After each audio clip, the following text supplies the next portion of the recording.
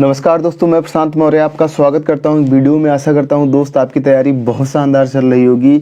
और जो यूपीएसआई की टारगेट सीरीज चल रही है उसका ये तीसरा वीडियो है और आप सब अच्छा रिस्पांस कर रहे हैं और इससे मतलब बहुत ज़्यादा फ़ायदा हमको भी मिल रहा है, क्योंकि इसी को मैं भी फॉलो कर रहा हूं और आप सबके कमेंट देख के मतलब अच्छा लगता है। तो आप एक बारी कमेंट ज़रूर कर दिया करो कि आपको ये हमारी सीरीज कैसी लगती है, क्योंकि दोस्त इसके साथ बड़ा मेहनत लगता है। अब आपको लगता होगा कि बस ये 5 मिनट की वीडियो 6 मिनट की वीडियो होती है, लेकिन इसके पीछे कम से कम 25 से 20 मिनट इसमें टाइम लगता है, या इससे ज़्यादा आधा घंटा का टाइम लग जाता है, क्योंकि पूरा लिखना होता है कि हमें क्या पढ़ना है और कैसे कैसे क्या करना है, फिर वीडियो बनाना होता है, तो काफ़ी टाइम लग जाता है। और दोस्तों आपको बता दूं मैं कि अगर इससे पहले आपने हमारा टेलीग्राम चैनल ज्वाइन नहीं किया है तो आप उसको ज्वाइन कीजिए, जिसका लिंक मैंने कमेंट्स में पिन कर रखा है। जब तक आप उसको ज्वाइन नहीं करेंगे तब तक आप मुझसे कनेक्ट नहीं हो सकते हैं। जब आप मुझसे कनेक्ट हो जाएंगे तो वहाँ पे आप अपने डाउट पूछ सकते हैं और आपको वहाँ पे सारे सब्जेक्ट के नोट्स मिल जाएंगे। तो दोस्तों जैसा कि आपको पता होगा कि हम जब किसी भी चीज़ की तैयारी करते हैं, या चाहे खेल में हो या पढ़ाई में, हम जब किसी चीज़ की ज़्यादा से ज़्यादा प्रैक्टिस करते हैं तो हमारी उस पर मतलब पकड़ अच्छी बनती जाती है। किसी ने कहा है कि आप 100 किताबें पढ़ लो, लेकिन अगर आप एक किताब को 100 बार पढ़ लेते हो तो ये ज़्यादा फ़ायदेमंद होती है। तो यही हमने भी प्लान किया हुआ है। जैसे मैं पहले पढ़ाई करता था, टारगेट सीरीज तो अब स्टार्ट किया हूँ, लेकिन ऐसे मैं पहले पढ़ाई करता था जिससे कि मेरी पढ़ाई अच्छी हो पाई है, चाहे मैथ हो चाहे जीएस हो। तो हमारा जो टारगेट होगा वो 4 दिन हमें नए चीज़ें पढ़नी है और लास्ट के 2 दिन हमें बस उसी का रिवीजन करना है। लेकिन कुछ चीज़ें हैं, जैसे आपका रीजनिंग में हो जाएगा, कुछ चीज़ें हैं कि हमें उतना रिवीजन नहीं करना है, तो हम उसकी जगह हम नई चीज़ें पढ़ लें। और इस वीडियो में आपको मैं बताने वाला हूं कि आपको रिवीजन करना है। अगले 2 दिन का रिवीजन कैसे होगा और कितने कितने टाइम क्या क्या रिवीजन करना है, सब के बारे में इस वीडियो में बताने वाला हूं। तो दोस्तों अगर आपको हमारी वीडियो पसंद आ रही हो तो वीडियो को लाइक करना और चैनल को सब्सक्राइब कर सकते हैं। या आपका कोई सवाल हो तो आप मैसेज कर देना वीडियो के नीचे, या टेलीग्राम पर, या मुझसे आपको बात करनी हो तो आप मुझसे इंस्टाग्राम पे मैसेज कर सकते हैं, वहाँ पे वॉइस कॉल कर सकते हैं। इंस्टाग्राम आईडी है प्रशांत मौर्य ऑफिशियल। तो अब सबसे पहले हम शुरुआत करते हैं कि जो हमारा रिवीजन का टारगेट होगा उसमें हिंदी में हमें कैसे रिवीजन करना है। तो अगले 2 दिन का ये टारगेट मैं फ्राइडे को बता रहा हूँ कि हिंदी में आपको कैसे क्या पढ़ना है। फ्राइडे में आपको वर्णमाला का रिवीजन करना है। आपने 2 दिन पहले वर्णमाला पढ़ी थी और लास्ट में फिर एक बार वर्णमाला का रिवीजन करना है, क्योंकि हमारे पास टाइम बहुत ज़्यादा है। तो हमें कोई किसी चीज़ की जल्दबाजी नहीं करनी है कि अभी वही पढ़े थे फिर वही पढ़ना है। दोस्त अगर हम जल्दबाजी करेंगे ना, जैसे इतना दिन बीत गया वैसे आगे भी चलता रहेगा, और परीक्षा जब आएगी ना तो हमसे सवाल नहीं बन पाएंगे। तो हमें जल्दबाजी नहीं करनी है। तो 1 घंटा आपको फ्राइडे को वर्णमाला का रिवीजन करना है और 30 मिनट आपको पर्यायवाची पढ़नी है, जो आपने 4 दिनों में पढ़ी है, सिर्फ आप उसी को पढ़ना है पर्यायवाची। और 30 मिनट कवि और लेखक जो आपने अब तक पढ़ी है उसी को पढ़ना है। तो ये फ्राइडे का हो जाएगा। फिर आपका सैटरडे का क्या हो जाएगा? सैटरडे का आपका 1 घंटे रिवीजन हो जाएगा समास का, जो आपने बुधवार और बृहस्पतिवार को पढ़ी है। और 30 मिनट पर्यायवाची जो आपने अब तक पढ़ी है, क्योंकि जितना भी पर्यायवाची आप पढ़ोगे उतना ही आपको मतलब टाइम लग जाता है पर्यायवाची में, तो आप खूब सारा अच्छे से रिवीजन करिए। और 30 मिनट का कवि और लेखक हो जाएंगे। तो ये 2-2 घंटे का 2 दिन का हिंदी का हो जाएगा।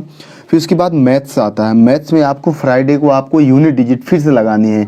अगर आपके पास पीडीएफ ना हो तो मैंने टेलीग्राम चैनल पर शेयर कर दी है यूनिट डिजिट की पीडीएफ, जो कि आदित्य रंजन सर की है, चैंपियंस बैच की। तो आप वहाँ से कर सकते हैं, या आपके पास नहीं है तो आप जो भी बुक आपने लगाई थी आपको फिर से यूनिट डिजिट के क्वेश्चन लगाने हैं फ्राइडे को 2 घंटे। और सैटरडे को आपको 2 घंटे डिविजिबिलिटी के क्वेश्चन फिर से लगाने हैं। मैंने एक आदित्य रंजन सर की जो पीडीएफ उसको शेयर की है, और अगर आपके पास बुक हो तो आप वहाँ से लगा सकते हैं। तो आपका सैटरडे और फ्राइडे का आपको 2-2 घंटे क्या करना है, यूनिट डिजिट फ्राइडे को और डिविजिबिलिटी सैटरडे को आपको प्रैक्टिस करनी है। तो मैथ्स का हो जाएगा। फिर इसके बाद रीजनिंग में मैं समझता हूँ कि डायरेक्शन 4 दिन में मतलब 200-250 क्वेश्चन आपने कर लिया होगा, और ज़्यादा प्रैक्टिस की ज़रूरत नहीं है। डायरेक्शन बहुत आसान चैप्टर है।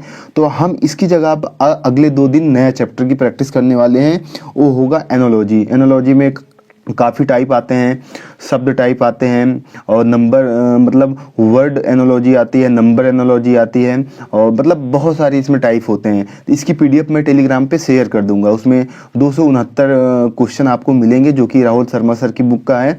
तो आप वहाँ से प्रैक्टिस कर सकते हैं। तो 2 दिन में आपको कोशिश करनी है, 2-2 घंटे मतलब 4 दिन में, फ्राइडे और सैटरडे को आपको 269 क्वेश्चन ख़त्म करने हैं। तो आपका रीजनिंग का टारगेट हो जाएगा। फिर आपका बचता है जीएस का।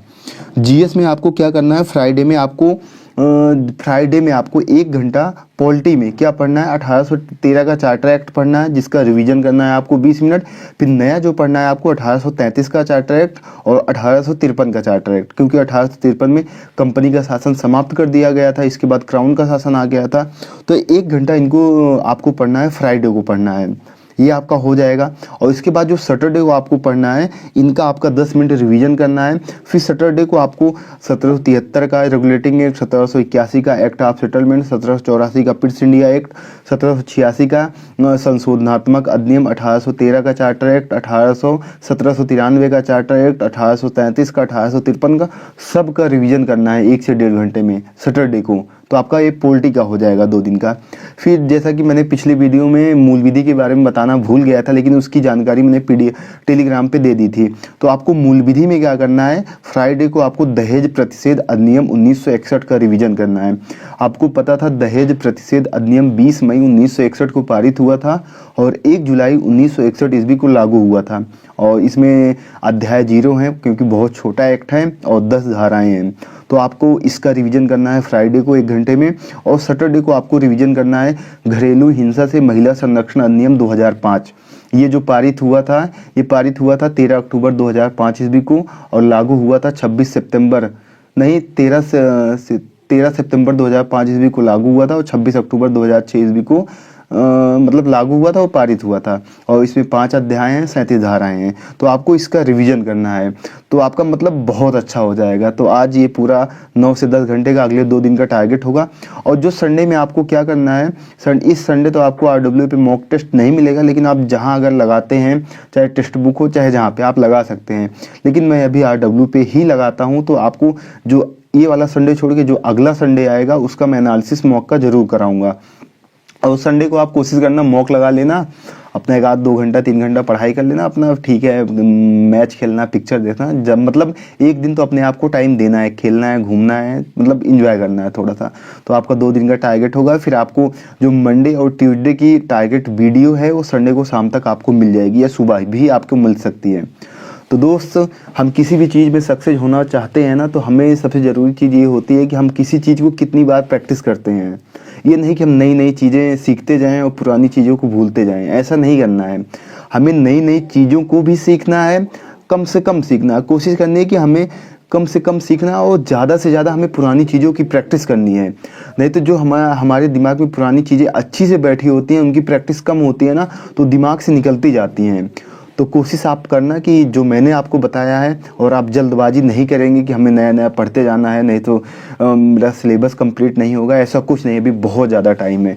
मैं कहूँगा कि 3-4 महीने के अंदर हमारा पूरा एक बार रिवीजन हो जाएगा, फिर से हम स्टार्ट कर देंगे।